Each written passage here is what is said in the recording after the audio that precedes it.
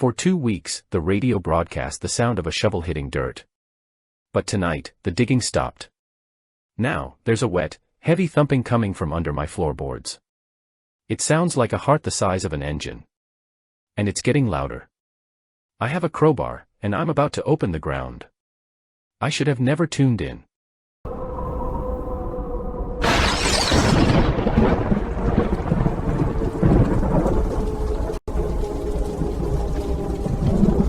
The rustle of static in the heavy headphones resembled the sound of dry autumn leaves being dragged across rough asphalt by sudden gusts of wind. It was a texture of sound rather than a noise, a granular hiss that filled the empty spaces of the night. The men sitting at the cluttered desk moved with the slow, deliberate inertia of someone who had long forgotten the sun. His fingers, stained with ink and dust, caressed the cold metal of the vernier dial on the vintage transceiver. The amber glow of the vacuum tubes provided the only light in the room, casting long, dancing shadows against the peeling wallpaper, transforming the equipment stacks into a looming, silent city of steel and glass. He spun the wheel with practiced precision, trawling through the chaotic ocean of the ether.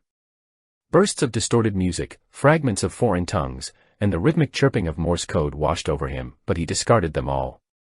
These were the sounds of the living world, the mundane chatter of humanity trying to bridge distances. He was looking for the spaces in between, the dead zones where the signal-to-noise ratio dropped to 0. Tonight, the airwaves felt heavy, thick with unseen pressure, as if the atmosphere itself was holding its breath. He bypassed the amateur bands and drifted higher, into frequencies usually reserved for industrial chatter or absolute silence. The needle of the signal strength meter twitched nervously as he approached the target. On the frequency of 462.3 MHz, the laws of physics dictated that there should be nothing but the cosmic background radiation of the universe. It was a wasteland part of the spectrum, abandoned and forgotten. Yet, as the dial locked into place, the hiss of static suddenly cut out, replaced by a profound, suffocating silence. It was not merely the absence of sound, it was a heavy, artificial void, like the air inside a sealed lead box. The man leaned forward, pressing the headphones tighter against his skull, his breath catching in his throat as he waited for the anomaly to reveal itself. Then, it began. It started not with a voice, but with a rhythm. A sharp, grating scrape tore through the silence, the unmistakable sound of metal biting into resistance. It was the screech of a shovel blade striking a buried stone, followed immediately by the wet, sucking noise of damp soil being pried apart. The audio fidelity was terrifyingly high. He could hear the grit of the sand sliding against the steel, the crumbling of earth clods, and the dull, heavy thud of the load being tossed aside. It was the sound of labor, of excavation, occurring in a place where no microphone should ever be, broadcast with crystal clarity. The listener checked the time, noting the seconds ticking by on the wall clock. The cycle repeated with maddening precision. Dig, lift, throw. Dig, lift, throw. There was no variation in the tempo, no pause for a heaving lung to draw breath, no grunt of exertion. A human digger would pause to wipe sweat from their brow or adjust their grip, but this sound continued with the relentless, unfeeling consistency of a metronome. It was as if a machine were performing the action, or perhaps something that had long ago ceased to need oxygen or rest. The rhythmic thuds began to synchronize with the man's own pulse, creating a dissonant harmony in the dark room. He reached for the filters on his console, tweaking the knobs to isolate background noise, desperate for a clue to the location. He hoped to hear the chirp of a cricket, the distant hum of a highway, or the rustle of wind in trees, anything to anchor this sound to the physical world. But the spectral analyzer showed only a flat line of dead blackness, spiked at regular intervals by the violent acoustic energy of the digging. There was no ambient room tone. It sounded as though the digging was happening in a vacuum, or perhaps in a space so small and enclosed that the outside world had ceased to exist entirely. A cold shiver, unrelated to the temperature of the apartment, traced its way down the man's spine. The intimacy of the sound was violating. It felt less like a broadcast intercepted from miles away and more like a recording taken from inches away from the source. The wet slap of the mud sounded sticky and visceral, close enough to splatter against his face. He found himself staring at the floorboards of his own room, an irrational thought blooming in his mind that the sound was not traveling through the airwaves, but coming from somewhere much closer, somewhere just beneath the veneer of his reality. He should have turned it off. Logic dictated that he switch the frequency, return to the comforting banter of the ham radio operators, and go to sleep. But his hand refused to move toward the power switch. The hypnotic repetition had ensnared him, dragging him into the cadence of that unseen excavation. He sat frozen in the amber light, a silent witness to the eternal labor, wondering what could possibly be buried so deep that it required such endless effort to unearth. The night stretched on, and the digging continued, one shovel load at a time, echoing into the void of the listening room. The calendar on the wall had become a meaningless artifact, its grid of days irrelevant to the new chronology that governed the dim room. 7 sunrises and 7 sunsets had bled into a singular, gray continuum of twilight, distinguished only by the varying shades of exhaustion pulling at the man's eyelids. He had withered in the confinement of his station, his skin taking on the pallor of parchment, his eyes sunken into bruised hollows that spoke of severe sleep deprivation. The air in the room was thick with the odor of stale coffee and the sour musk of a body that had forgotten the ritual of hygiene. He had become a ghost haunting his own life, a specter tethered to the physical world by a coiled black cord and a pair of heavy headphones, his existence shrinking until it fit entirely within the circumference of the ear cups. The rhythm had supplanted his heartbeat, becoming the primary metronome of his existence and the only clock he trusted. It was a relentless auditory cage that he had willingly locked himself inside. Every 3 seconds, the cycle repeated with the inevitability of a tidal force, the harsh, abrasive scrape of metal biting into resistance, a brief, suffocating pause that felt like a held breath, and then the dull, heavy thud of displaced earth hitting the ground. 1, 2, 3. Scrape. 1, 2, 3. Thud.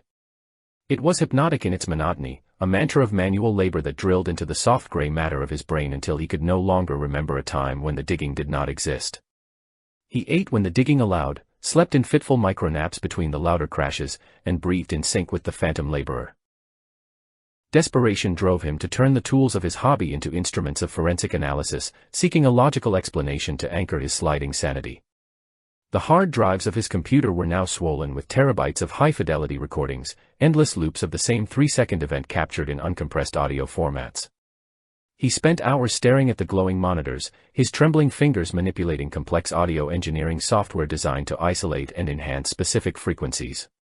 He built notch filters to carve out the primary noise, hoping to unveil what lay beneath the crushing loudness of the shovel.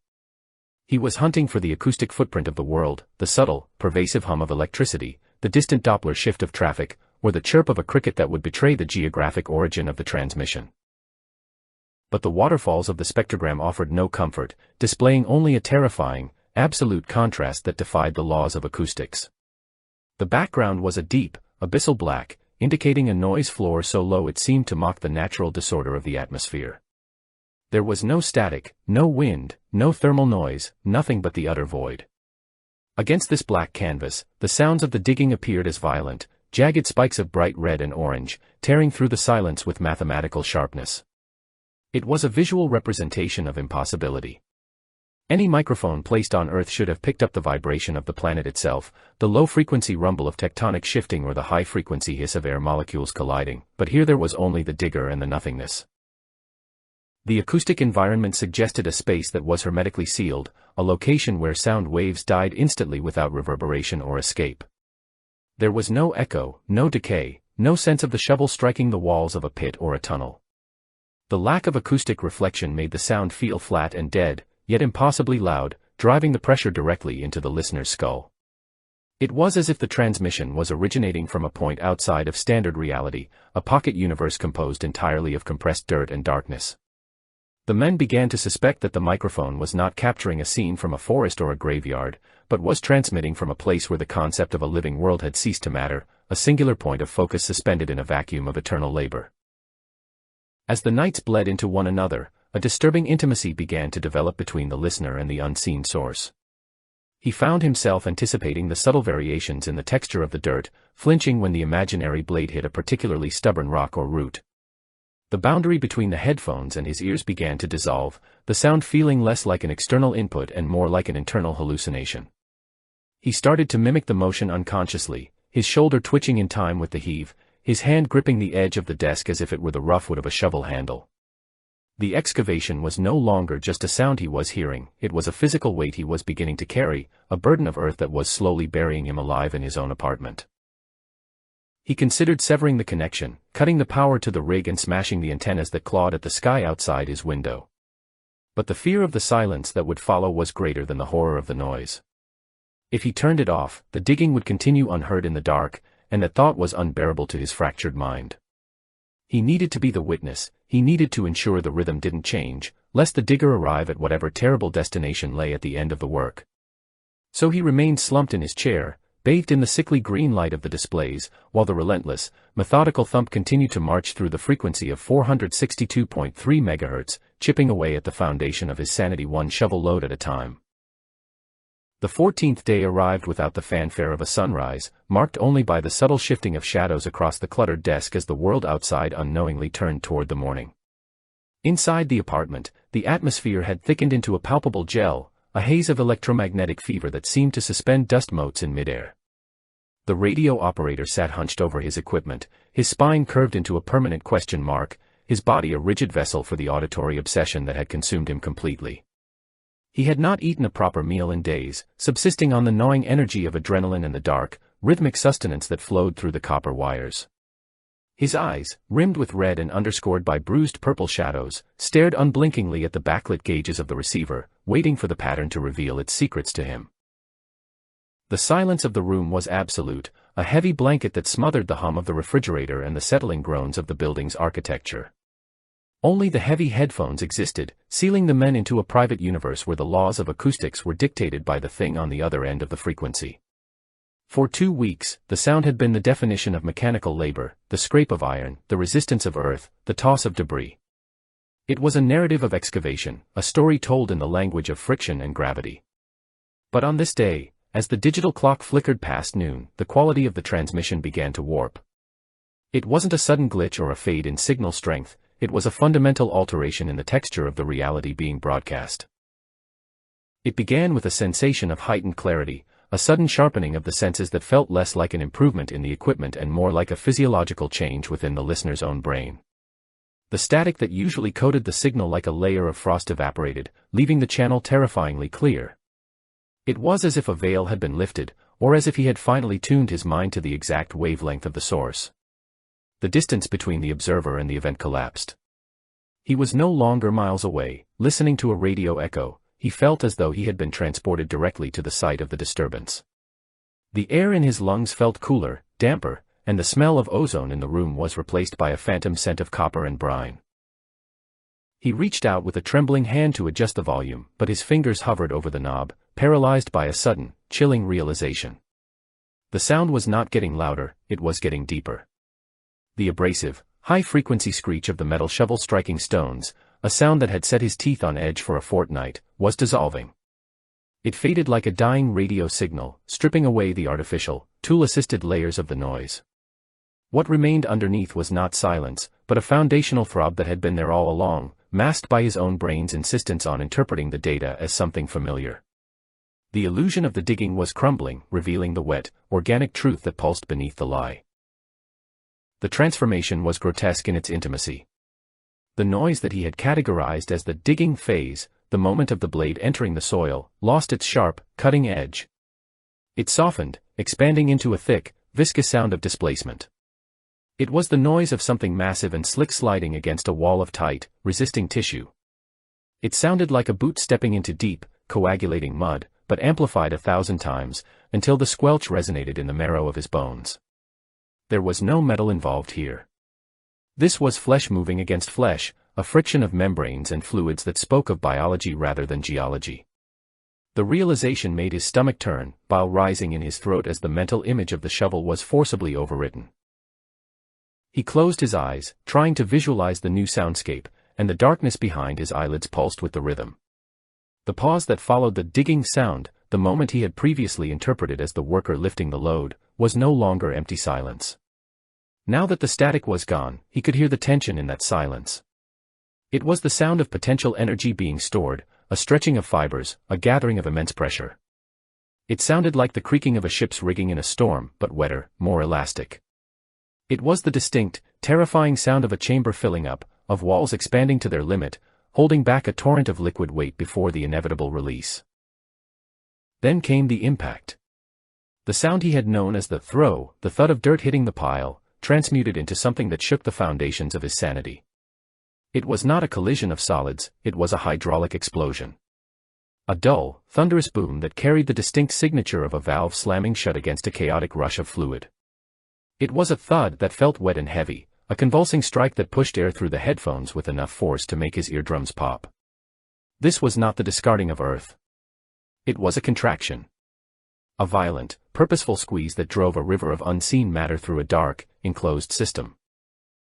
The listener ripped the headphones from his ears, gasping for air as if he had just surfaced from deep water. He threw them onto the desk, expecting the sound to cease, to be contained within the plastic cups. But the rhythm had infected the room. The cups chattered against the wood of the desk, vibrating with the power of the signal. Thump squelch. Thump squelch. The desk itself seemed to breathe, the vibrations traveling up his arms, syncing with his own racing pulse. He stared at the frequency display, 462.3, and saw the needle jumping not in jagged spikes, but in smooth, rhythmic waves. It mimicked the tracing of an electrocardiogram, but the scale was all wrong. The intervals were too long, the peaks too high. He was listening to a heart. The realization hit him with the force of a physical blow, staggering him back into his chair. But it was not a human heart. No human organ could produce a sound of such titanic volume, nor could it sustain a rhythm so agonizingly slow. The beat came once every 3 seconds, a leisurely, geologic pace that suggested a creature of immense size and age. It was the heartbeat of something that measured its life in centuries rather than years, a leviathan slumbering in the crushing depths of the earth or the sea. The sound carried the weight of mountains, the pressure of tectonic plates shifting against one another in the dark. Fear, cold and sharp, began to prickle at his skin, but it was mixed with a horrifying sense of awe. He leaned back in, unable to look away from the pulsing equipment. The fidelity was impossible. It sounded as though the microphone wasn't just near the creature, it sounded as though it had been implanted directly into the source. He could hear the rush of the fluid, thicker than water, heavier than blood, surging through the arteries with the force of a flash flood. He could hear the wet slap of the valves opening and closing, large, fleshy flaps of tissue that must have been the size of heavy drapes. The intimacy was absolute. He was inside the beast. The rhythm began to override his own autonomic functions. His heart, a frantic, hummingbird flutter in his chest, tried to slow down, attempting to synchronize with the dominant beat thundering from the speakers. A wave of dizziness washed over him as his blood pressure plummeted in sympathy with the monster. He gripped the edge of the desk, his knuckles turning white, fighting the urge to surrender to the hypnosis of the sound. It was a lullaby from the abyss, a call to return to the primordial slime from which all life had crawled. It promised sleep, it promised darkness, it promised an end to the frantic pace of human existence. He tried to rationalize the location, his mind scrambling for a logical foothold. Was it a whale? The frequency was wrong, the medium was wrong. Radio waves didn't travel through water like this. Was it a hoax? A recording played on a loop? But the variations were too organic, too subtle. He could hear the minute differences in each contraction, the slight murmurs of turbulence in the flow. No synthesizer could recreate the wet, chaotic perfection of living biology. This was happening now, in real time, somewhere in the darkness. And the signal strength was climbing. It wasn't just clear, it was getting stronger, as if the source was moving closer to the receiver, or the receiver was moving closer to the source. The room began to feel claustrophobic, the walls closing in as the sound expanded to fill every cubic inch of space. The vibration was no longer just in the desk, it was in the floorboards beneath his feet. He could feel the thud traveling up his legs, a dull, rhythmic impact that felt like someone was hammering on the soles of his shoes from below. He looked down at the floor, at the worn rug and the wooden planks, and a sudden, irrational thought bloomed in his mind. The signal wasn't coming from the sky. It wasn't bouncing off the ionosphere. The triangulation he had attempted earlier had failed because he was looking at a two-dimensional map. He hadn't considered the third dimension. Depth. The sound was subterranean. It had the muffled, resonant quality of noise traveling through dense, compacted soil. The creature wasn't swimming in the ocean, it was buried. It was encased in the earth, entombed in the bedrock, sleeping in a grave of dirt and stone. The image of the shovel returned to him, but with a new, terrifying context. The scratching he had heard for the first week, that wasn't digging. That was the creature stirring. That was the sound of dry, ancient skin scraping against the interior of a coffin or a burrow. It was waking up. And now, fully roused, its heart was beating with the slow, powerful cadence of resurrection. He stood up, his legs shaking, and backed away from the desk. The headphones, still lying on the wood, looked like a discarded medical instrument, pulsating with the life of the patient. The sound was audible even from across the room, a low-frequency hum that rattled the window panes in their frames. The night outside was silent, the city asleep, unaware of the titan stirring beneath its foundations. He felt a terrible burden of knowledge, a connection to the thing below that he could not sever. He was the midwife to this awakening, the only witness to the slow restart of a biological engine that should have stopped eons ago. A sudden spike in volume sent a jolt of pain through his head. The thump was so loud it knocked a stack of QSL cards off the shelf. They fluttered to the floor like dead leaves, settling in the dust. The creature was agitated. The rhythm was changing, shifting from the steady, sleep state beat to something slightly faster, slightly more urgent. The pauses between contractions shortened by a fraction of a second. It was becoming aware. It was reacting to something. Perhaps it was reacting to him. The thought made him freeze. Could it hear him? Could the connection work both ways? Was the receiver also a transmitter, leaking the sound of his breathing, his terror, back down the wire into the dark?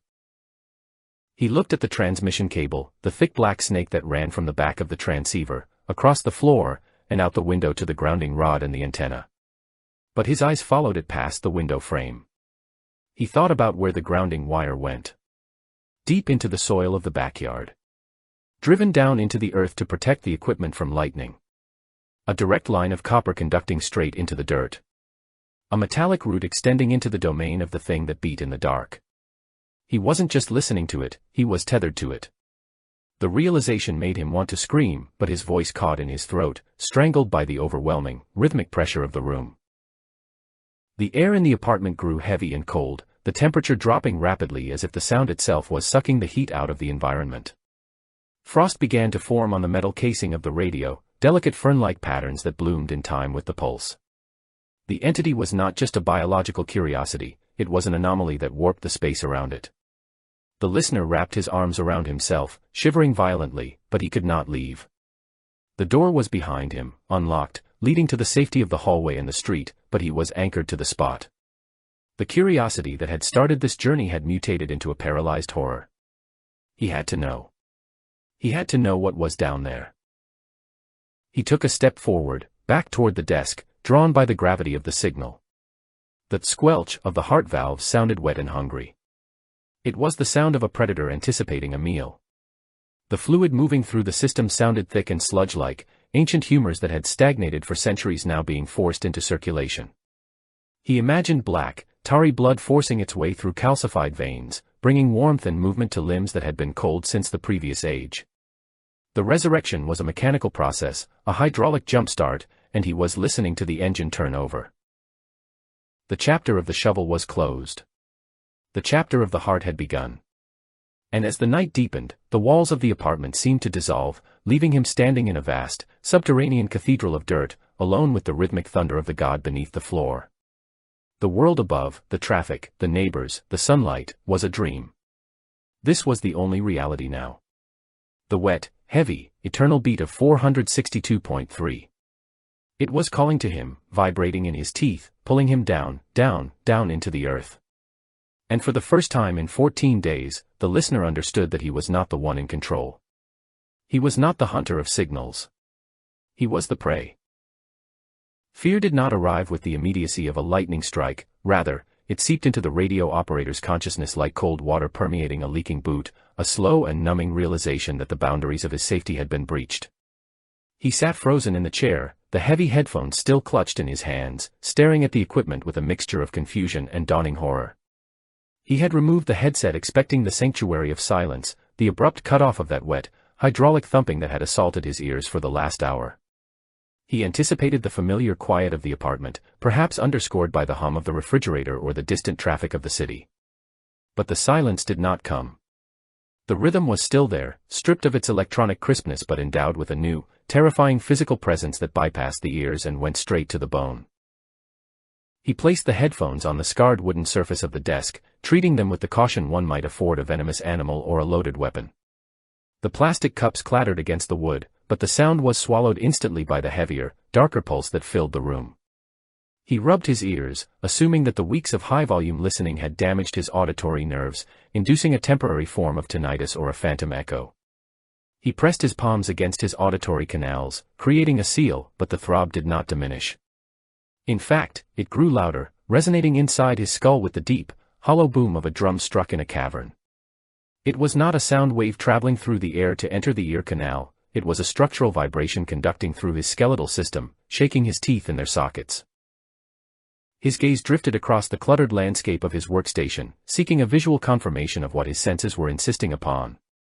A half-empty glass of water sat precariously on a stack of logbooks near the edge of the desk. The surface of the liquid, usually a flat mirror reflecting the dim light of the radio dials, was in a state of chaotic agitation. With every 3-second interval, a series of concentric rings erupted from the center of the glass, rippling outward to slap against the sides. It was a perfect visual representation of the energy traversing the room, a seismograph made of water and glass. The desk itself was vibrating, a low-frequency shudder that traveled up through the wood and into his forearms, making the fine hairs on his skin stand erect in a primitive response to a massive, unseen predator. Logic, desperate and fraying, attempted to assert control over the situation. He reasoned that he must have left the external speakers on, or perhaps a feedback loop had been created in the amplifier, sending the signal out through the subwoofer he kept under the desk. It was a technical fault, a wiring issue, something solvable with a switch or a plug. He scrambled under the desk, his movements frantic and uncoordinated, banging his knees against the hard wood. He found the power strip, the red neon switch glowing like a malevolent eye in the darkness. With a grunt of exertion, he didn't just flip the switch, he grabbed the main power cable for the entire transceiver rig and yanked it violently from the wall socket. The sudden darkness was absolute as the amber glow of the vacuum tubes died and the digital frequency display faded to black. The hum of the transformer ceased. The cooling fan spun down into silence. The room should have been dead, a tomb of inert electronics and still air. But the rhythm did not hesitate, not even for a microsecond. In the absence of the masking white noise of the cooling fans, the sound was actually clearer, more distinct. It was a dull, wet thud that seemed to be pushing the air pressure in the room up and down, a pneumatic piston cycling in the dark. Thump squelch. Pause. Thump squelch. The unplugged radio sat on the desk, a useless pile of metal and plastic, exonerated of the crime. The transmission was not coming from the device. The device had merely been an interpreter for a language that was being spoken by the building itself. The radio operator backed away from the desk until his back hit the wall, his breath coming in shallow, ragged gasps that felt loud in the intervals between the beats. He looked around the apartment with the eyes of a stranger, the familiar geography of his home transformed into the interior of a hostile organism. The floorboards beneath his feet were no longer passive structural elements, they were a membrane, a diaphragm stretched taut over a resonating chamber. He could feel the impact of the beat traveling up through the soles of his shoes, a distinct, upward kick that felt like someone was hammering on the ceiling of the room below. But there was no room below. He lived on the ground floor. Below him was only the crawlspace, the foundation, and the earth. The realization hit him with the force of a physical blow, staggering him. The signal he had been chasing, the frequency he had obsessed over for weeks, the transmission from the void, it had never been a radio signal at all. He had been picking up a near-field magnetic disturbance or a ground loop interference generated by something immensely powerful physically moving in the immediate vicinity. The radio had been acting less like a receiver of distant waves and more like a Geiger counter clicking in the presence of radiation. The source wasn't in the ionosphere, it wasn't on the moon, it wasn't in a secret bunker in Siberia. It was here. It was right here. It was directly beneath the soles of his feet, separated from him by nothing more than a few inches of pine board and a layer of poured concrete. A wave of vertigo washed over him, unsettling his equilibrium.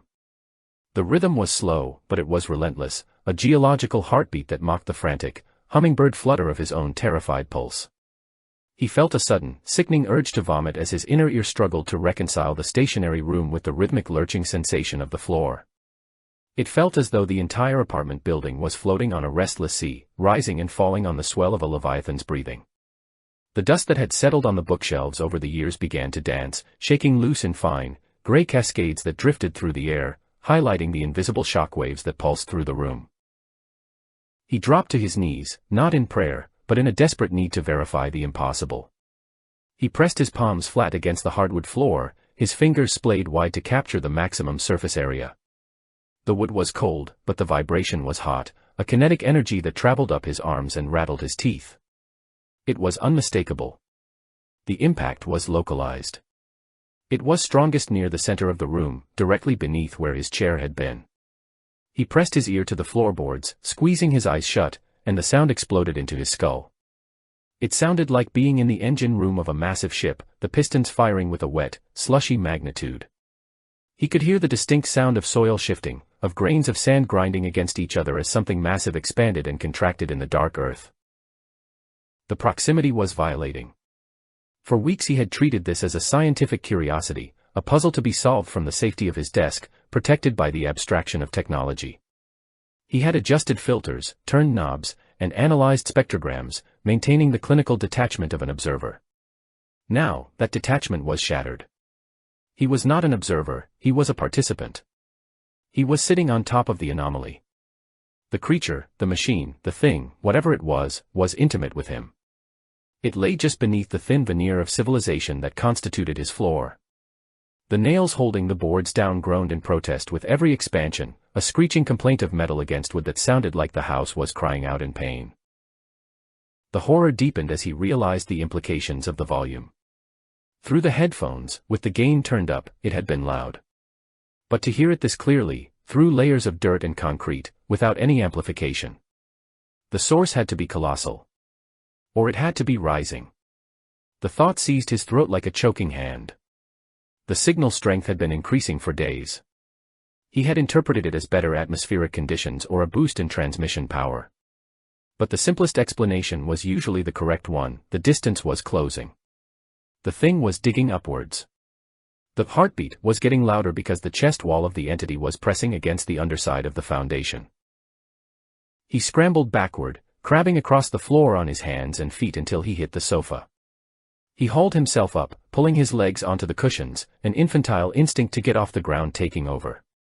The floor felt like lava, it felt like the skin of a sleeping beast that might twitch and swallow him whole. He stared at the center of the room, half expecting the boards to splinter and burst upward in a shower of wood and gore right then and there. The rug, a faded Persian pattern he had inherited from his grandmother, rippled slightly in the center, a subtle heave that might have been a trick of the light or the first sign of the breakthrough. The isolation of the moment was crushing. He glanced at the window, where the streetlights cast long, indifferent shadows on the pavement. Why wasn't anyone else reacting? Why weren't the neighbors pounding on the walls? Why wasn't the police siren wailing? Then he remembered the frequency, 462 MHz. It was outside the range of normal hearing for most people, a tactile vibration that might register only as a vague unease or a headache. But he had tuned himself to it. He had spent 14 days synchronizing his neural pathways to this specific rhythm. He had sensitized himself, stripping away the mental filters that allowed the rest of the world to ignore the monster under the bed. He was the only one who could truly hear it, and therefore, he was the only one who mattered to it. His own heart began to falter, its frantic beat stumbling as it tried to entrain with the massive, dominant rhythm from below. Thump. Squelch. His chest tightened, a sympathetic resonance that was painful and suffocating. It felt as though an invisible hand was reaching into his thoracic cavity, squeezing his heart to match the slow, sludge-like pace of the thing in the earth. He gasped for air, clutching his shirt, terrified that his heart would simply stop, pausing for the 3-second interval and never starting again. He was being biologically overwritten, his small, human existence being overwritten by the sheer magnitude of the presence below. A picture frame on the wall, a cheap landscape he had bought at a garage sale, finally surrendered to the vibration. It slid off its nail and crashed to the floor, the glass shattering with a bright, sharp sound that was swallowed instantly by the murky bass of the heartbeat. The noise made him jump, a pathetic flinch in the face of the overwhelming auditory assault. The destruction of his home had begun. It wasn't an invasion from the outside, it was a rot from within, a destabilization of the very ground he stood on. The sanctuary of the home, the primordial concept of shelter, was inverted. The danger wasn't the storm outside, the danger was the foundation itself. He looked at the tools scattered on the floor near the closet door, the result of a plumbing repair he had started a month ago and never finished. A heavy crowbar, a hammer, a chisel. They lay there, vibrating slightly against the floorboards, making a metallic chittering sound. A madness began to clarify in his mind, a cold, sharp resolve born of absolute terror. He could not sit here and wait to be swallowed.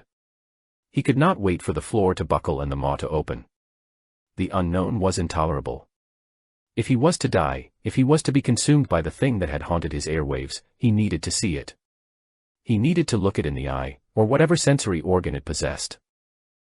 The rhythm seemed to mock him, a slow, clapping applause from the grave. "Come find me," it seemed to say. "I am almost there. I am scratching at the door." The radio operator lowered his legs from the sofa, placing his feet back on the vibrating wood. The sensation was electric, a current of fear and adrenaline shooting up his legs. He stood up, swaying slightly like a drunkard on a shifting deck, and walked toward the closet. The sound of his own footsteps was inaudible, lost in the roar of the subterranean pulse. He reached down and his hand closed around the cold, heavy steel of the crowbar.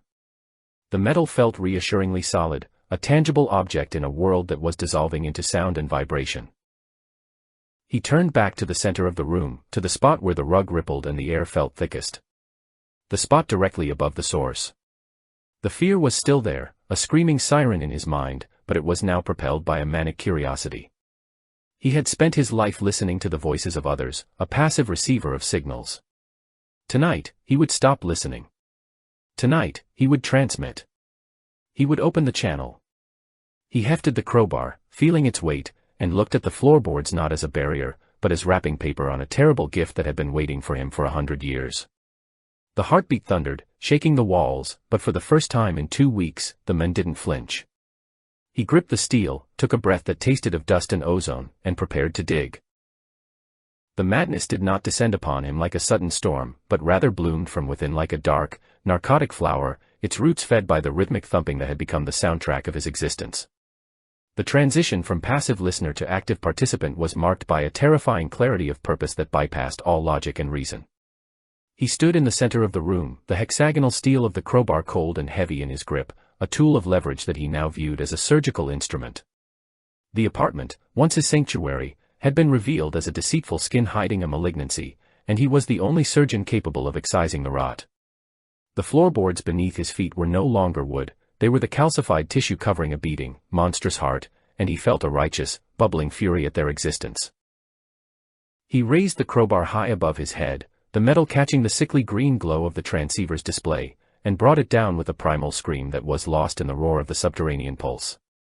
The curved claw of the tool struck the polished parquet with a violence that sent a shockwave up his arms, rattling his teeth in his skull. The sound of the impact was sharp and distinct, a gunshot crack of dry wood shattering under stress, but it was immediately swallowed by the wet, sludge-like thud from below. A long splinter of oak, varnished and expensive, flew across the room and embedded itself in the plaster of the wall like a shrapnel shard. The destruction had begun, and with the first blow, the dam holding back his sanity finally broke, unleashing a torrent of frantic, destructive energy. He struck again, and again, the rhythm of his swings falling into a chaotic counterpoint to the steady, slow beat of the creature beneath. The expensive flooring, laid down with care by craftsmen decades ago, was reduced to kindling in a matter of moments. He hooked the end of the crowbar under a stubborn slat and heaved with his entire body weight, the veins in his neck bulging with exertion. The wood groaned in protest, a high-pitched screech of nails being ripped from their purchase that sounded like a small animal in pain. The slat gave way with a violent snap, flipping into the air and landing in a cloud of dust. He didn't pause to admire the work, he was a machine of dismantling, his eyes wide and unblinking, fixed on the widening gap in the floor. As the top layer of the floor began to disintegrate, the air in the room filled with the acrid, dry scent of pulverized varnish and old wax. It was the smell of a destroyed history, of a home being unmade, but beneath it, he could already detect a fainter, earthier odor rising from the darkness. With every board he ripped up, the barrier between him and the source grew thinner. The physical exertion was immense, his shirt clinging to his back with sweat that felt cold and clammy, but he felt no fatigue. The adrenaline flooding his system was a powerful drug, masking the pain in his blistered hands and the burning in his shoulders. He was fueled by a singular, obsessive need to see what lay beneath, to expose the lie of the solid ground. The sound was undoubtedly getting louder. With the removal of the dense oak parquet, the dampening effect of the floor was diminished, allowing the low-frequency waves to assault him with renewed vigor. The thump was no longer just a sound, it was a pressure wave that hit him in the chest, compressing his lungs and making it difficult to draw a full breath. The squelch of the valves opening and closing was now wet and visceral, sounding like someone stirring a vat of thick mud right next to his ear. He could hear the friction of the fluid, the turbulence of the flow, the sheer, massive volume of material being pumped through the dark veins of the earth. It was deafening, a cacophony of biology that drowned out his own panting and the clatter of the debris. He moved across the room on his knees, ignoring the sharp splinters that dug into his jeans and skin, dragging the crowbar like a tail. He attacked the floor with the fervor of a man trying to dig himself out of a grave. The parquet was merely the cosmetic layer, beneath it lay the subfloor, rough pine planks that had not seen the light of day since the building was constructed. These boards were darker, stained with the dust of a century, and they held the nails with a stubborn, rusty grip.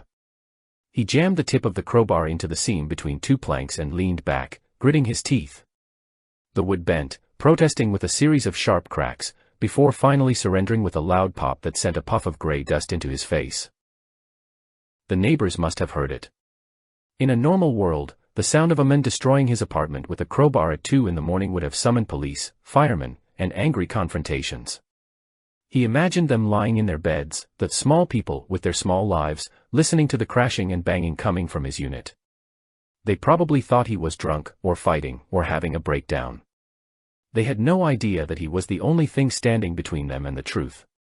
Their pounding on the walls, if they were pounding, was irrelevant, a gnat's buzz compared to the thunder of the Leviathan.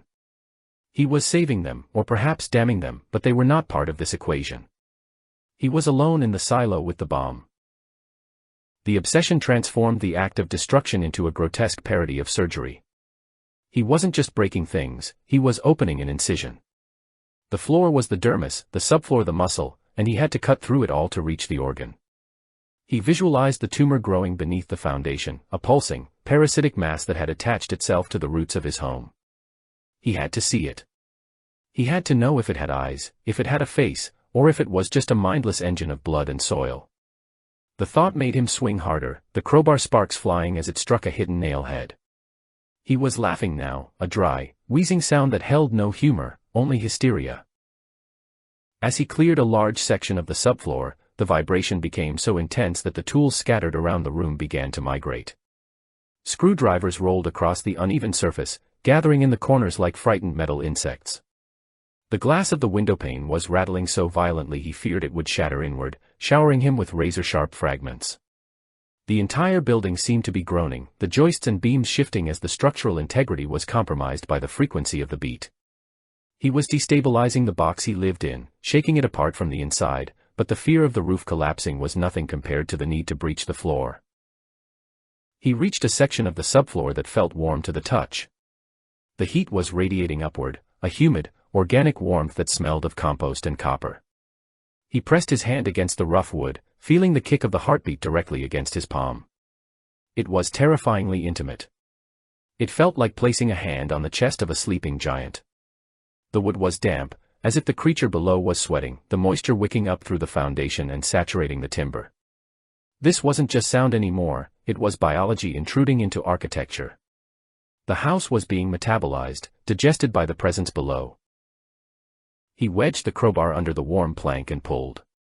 The wood was soft, rotted from the bottom up by the unnatural humidity. It crumbled rather than snapped, coming away in wet, dark chunks that resembled peat moss. He clawed at the remains with his bare hands, his fingernails filling with black grime, tearing at the fibrous material. Below the subfloor, he expected to see the concrete slab of the foundation, the gray, impersonal face of modern construction. But as he cleared the debris, he saw something that stopped his heart for a terrifying second. There was a crack in the concrete. A fissure. It wasn't a stress fracture or a settling crack. It was a breach.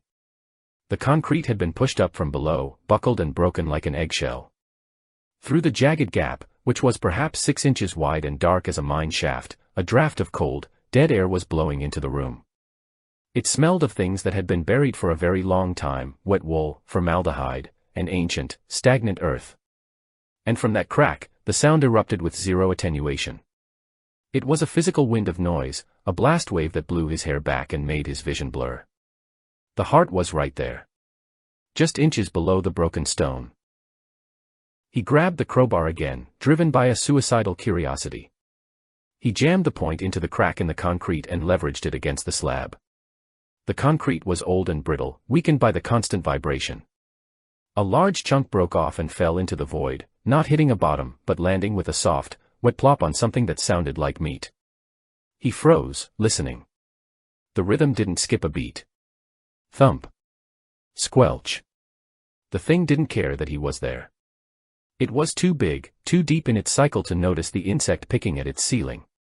The realization made him feel insignificant, a microscopic irritant on the skin of a god. He widened the hole, working with the frenzy of a man digging for gold or digging for air. He pulled up more of the subfloor, creating a working space, a jagged wound in the center of his living room. He tossed the debris over his shoulder, not caring where it landed. Lamps were knocked over, books were trampled, the radio equipment was coated in a layer of dust, but the excavation site was the only thing that existed. He was creating a portal, a window into the underworld. The darkness in the hole was absolute, a blackness that seemed to absorb the light from the room rather than being illuminated by it. His hands were bleeding now, the skin torn by the rough wood and the sharp edges of the concrete, but the pain felt distant, like it was happening to someone else. He looked at his blood on the crowbar and thought it looked appropriate, a sacrifice, a libation to the thing below. He wiped his forehead, leaving a streak of dirt and blood across his face, resembling a tribal marking. He was reverting to something primal, a caveman breaking open the earth to find the spirits. The veneer of the 21st century, the technology, the apartment, the civilization, had been stripped away, leaving only the man and the hole. The sound was now so loud that he could feel his internal organs vibrating in sympathy. His stomach churned, his lungs ached, his vision pulsed in time with the beat. He felt as though he were dissolving, his physical form losing cohesion under the sonic assault. He wondered if this was how walls fell, if this was how cities crumbled, not by force, but by resonance. He was at the epicenter of the quake. He leaned over the hole, the flashlight on his phone turned on, casting a trembling beam into the abyss. The light cut through the rising dust and the dark air, searching for a surface, for a shape, for a reason. He saw movement. Not the movement of a creature walking or swimming, but the rhythmic heaving of a surface. Down in the darkness, past the jagged edges of the broken foundation, something was rising and falling. It looked like the back of a black ocean, or the flank of a breathing mountain. It was a texture of wet soil and something else, something smooth and manufactured, yet ancient. A geometric shape buried in the chaotic earth. It was a box. A structure. The realization confused him. He had expected a monster, a beast of scales and slime. But this looked like wood. Polished, rotting, ancient wood. He dropped the crowbar. It hit the floor with a clang that was pathetic compared to the noise from the hole. He fell to his stomach, ignoring the sharp concrete digging into his chest, and thrust his head and shoulders into the breach. The smell was overpowering now, a suffocating mix of ozone and decay. He reached down, his arm stretching into the crawlspace, his fingers brushing against the cold, damp earth. He clawed away the loose dirt that covered the object. He needed to see it clearly. He needed to understand. The dirt felt greasy, unnatural. He wiped it away, revealing a surface that gleamed dull under his flashlight beam. It was a lid. A wooden lid, warped by time and pressure, but unmistakably crafted by human hands. It was coffin-shaped, but larger, wider, reinforced with iron bands that were rusted to the color of dried blood. And the sound. The sound was coming from inside the box. The wood of the lid was vibrating, bowing outward with every thump, as if the pressure inside was trying to blow it open. The heartbeat wasn't a biological organ beating in the open air, it was something pounding against the interior of the casket. Something was buried alive down there, or buried dead and refusing to stay that way. He stared at the coffin, his mind reeling. The date he had seen on the transmitter parts in his mind's eye flashed back to him, 1923. 100 years. For 100 years, this thing had been down here, under the house, beating against the lid. And he, with his radio, with his curiosity, with his crowbar, he was the one who had finally answered the call. He was the one who had come to let it out. The horror should have sent him running, should have sent him screaming out the door and down the street. But the madness was complete. He didn't want to run. He wanted to open it. He sat up, his eyes burning with a manic light. He grabbed the crowbar again. The tip was sharp, the steel was strong. The wood of the coffin was old and soft. He could pry it open. He could free the source. He positioned the bar over the hole, aiming for the rusted latch on the side of the great wooden box. The heartbeat was a drumroll now, a thunderous ovation for his efforts. Do it, the rhythm seemed to say. Do it. Do it. Do it. He raised the bar, his muscles coiling for the final strike, the strike that would shatter the last barrier between the world of the living and the silence of the grave. He was no longer a man, he was the key. And he was about to turn in the lock. The last layer of the rotted subfloor gave way not with a sharp snap, but with a wet, disintegrating sigh, yielding to the violence of the crowbar like the ribcage of a long-dead animal. The radio operator, now more beast than man, cast the tool aside, its steel ringing hollowly against the devastation of the room. He fell to his knees in the debris, ignoring the splinters that pierced his denim and the jagged edges of the broken parquet that bit into his skin. He was past the point of pain, operating solely on a manic frequency of discovery that drowned out all biological warnings. The hole he had created was a jagged wound in the center of his home, a portal looking down into the dark, compressed history of the building's foundation. The air rising from the pit was cold and smelled of stagnant time, a mixture of wet clay, iron, and a sweet, cloying decay that coated the back of his throat with the taste of a tomb. He plunged his hands into the raw earth, his fingers scrabbling against the damp, compacted soil that lay beneath the joists. The dirt was cold, sucking the heat from his blood, packed tight by the weight of the century that had passed since it was last disturbed. He dug with a feral intensity, his fingernails tearing and bleeding as he scooped out handfuls of the black muck, tossing it over his shoulder onto the ruined floor of his apartment.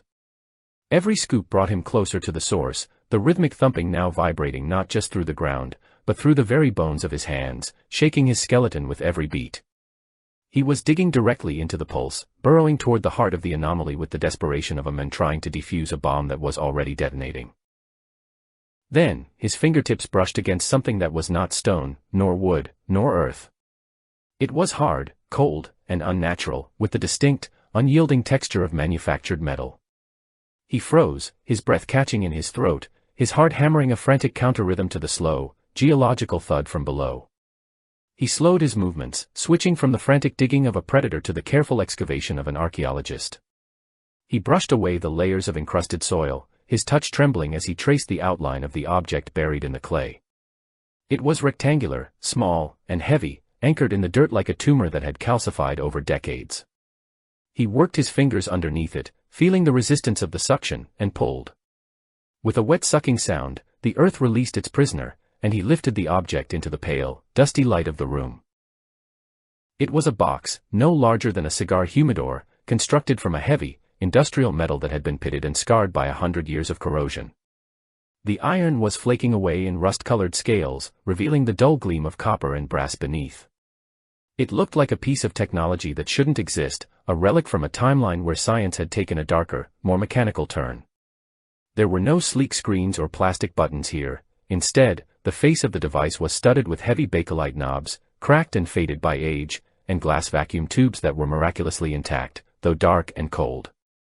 It was a radio transmitter, but of a design so archaic and improvised that it resembled a booby trap more than a communication device. It sat in his hands, heavy with the weight of its purpose, vibrating slightly in time with the heartbeat that still shook the floor. He wiped the faceplate of the device with the sleeve of his shirt, clearing away the grime of the grave to reveal a small, oxidized copper plaque riveted to the front. The metal was green with verdigris, but the stamped letters were still legible, punched into the surface with brutal force. He squinted in the dim light, his lips moving silently as he deciphered the inscription. October 1923. The date hit him with the force of a physical blow, staggering his understanding of reality. 1923. This machine had been buried here, beneath the foundation of his home, for exactly 1 century. It had been placed here before the building was finished, seated in the earth like a technological crop waiting for the harvest. The impossibility of the situation began to spiral in his mind. A transmitter buried in 1923 could not possibly be functioning. The vacuum tubes should have shattered, the capacitor should have dried out and failed decades ago, the soldering should have disintegrated into dust. And yet, the device felt alive. It hummed with a subtle, electric tension that tingled against his palms. There was no power cord connecting it to the grid, no battery pack attached to its chassis.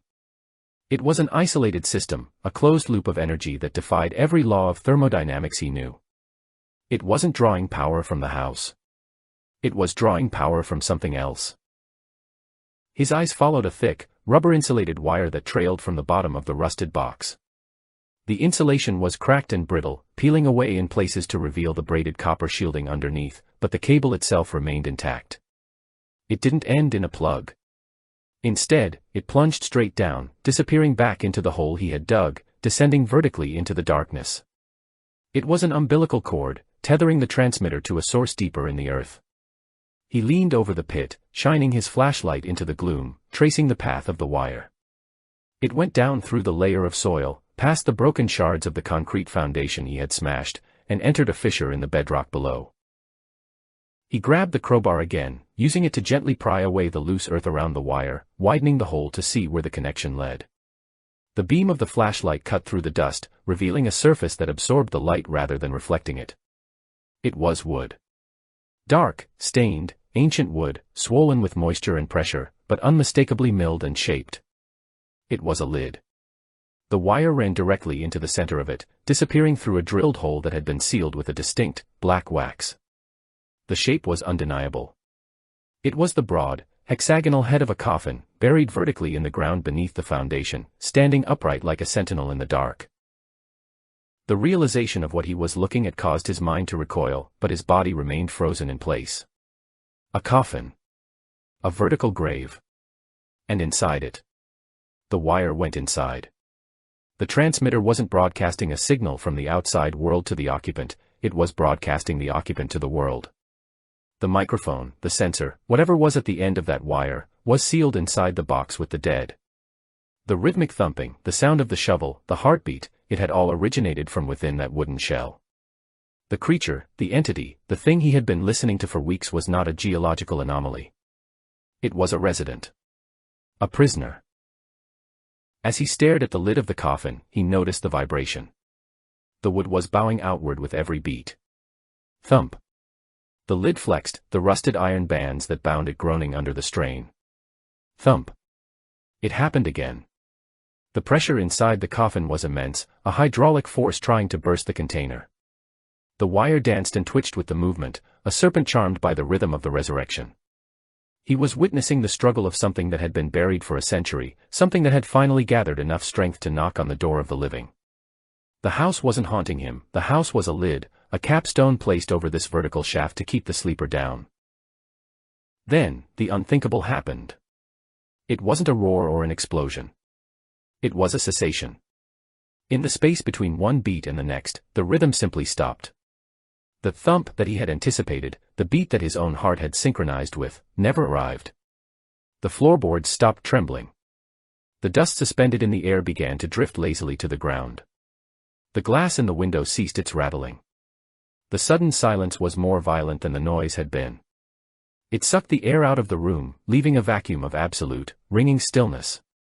The pressure on his eardrums vanished, replaced by a high-pitched tinnitus that screamed of the absence of sound. He sat back on his heels, gasping for breath, the silence pressing in on him like a physical weight. Had it died? Had the exertion of the last few weeks finally exhausted the thing in the coffin? Or had he killed it by exposing it, by breaking the seal of the environment? The transmitter in his hands felt cold and dead now, the electric hum vanishing from its metal skin.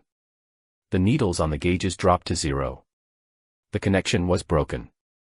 The broadcast was over. He felt a sudden, crushing wave of disappointment mixed with relief. It was finished. The anomaly had burned itself out just as he had found it. He looked around the ruined apartment, seeing the wreckage of his obsession in the stark clarity of the silence. The smashed floor, the splintered furniture, the hole in the foundation. He had destroyed his life for a sound that was now gone. He felt a laugh building in his chest, a bubble of hysteria rising to the surface. It was a joke. A cosmic joke played on a lonely man with a radio. He dropped the rusted box onto the pile of dirt, ready to crawl away and sleep for the first time in a fortnight. But then he heard it. It was a tiny sound, a whisper of a noise that shouldn't have been audible in the room. It was tinny, scratchy, and leaked from the plastic cups of the headphones he had discarded on the floor near the desk. They were still plugged into the main console, which he had unplugged from the wall hours ago. They should have been dead. They should have been silent. But in the absolute quiet of the room, he could hear them chattering. A dry, frantic sound. Not a heartbeat. Not a thump. He crawled toward the headphones, his movements slow and dreamlike, drawn by a horror that transcended the fear of death. He picked them up, his hands shaking so violently that the cable whipped against the floor. He didn't want to put them on. He knew, with a primal certainty, that he should not put them on. But he had to know. He had to hear the final message. He pressed the leather cups against his ears, closing his eyes against the ruin of his room. The sound was crystal clear, amplified by the silence of the night. It wasn't the wet, hydraulic pounding of a heart. It was dry. It was sharp. It was the sound of something hard and keratinous scratching against dry wood. Scritch. Scratch. Scritch. It was fast, frantic, desperate. It was the sound of fingernails. Long, hardened fingernails tearing at the interior of the wooden lid. And it was getting louder. The wire wasn't dead. The transmitter wasn't broken. It had just changed the nature of the broadcast. The heartbeat had stopped because the sleeper was no longer sleeping. The sleeper was awake. He listened, paralyzed, as the scratching turned into a clawing, the sound of wood splintering and giving way under a manic assault. And then, beneath the scratching, he heard a voice. It was faint, parched, a dry husk of a sound that hadn't used vocal cords in 100 years. It wasn't speaking a language. It was laughing. A low, dry, wheezing chuckle that vibrated through the wire and into his brain. And as the laughter grew, the scratching stopped, replaced by a single, sharp crack of wood splitting directly beneath him in the hole. He looked down, and in the beam of the flashlight, he saw the wire twitch one last time as the lid of the coffin began to rise.